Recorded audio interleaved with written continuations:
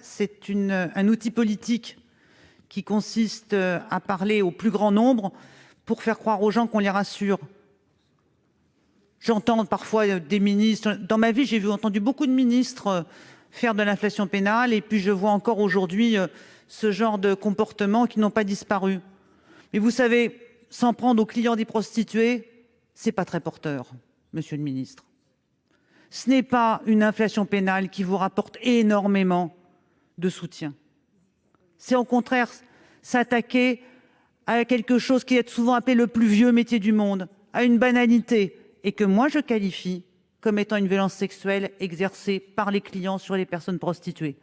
Donc ne me faites pas le coup de la démagogie de l'inflation pénale, parce que sur le sujet, ça tombe vraiment très très mal.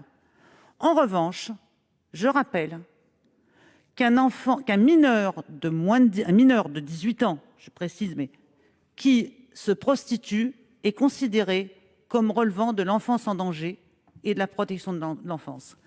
Un mineur de 17 ans et 9 mois qui se prostitue est un enfant en danger.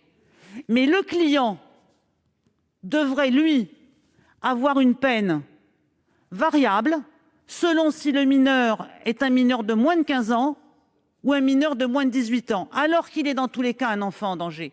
L'incohérence, monsieur le garde des Sceaux, elle n'est pas chez moi dans cette affaire, elle est chez vous. Et en plus, je trouve toujours assez désarmant que nous ayons ces discussions à partir systématiquement de la protection de l'auteur.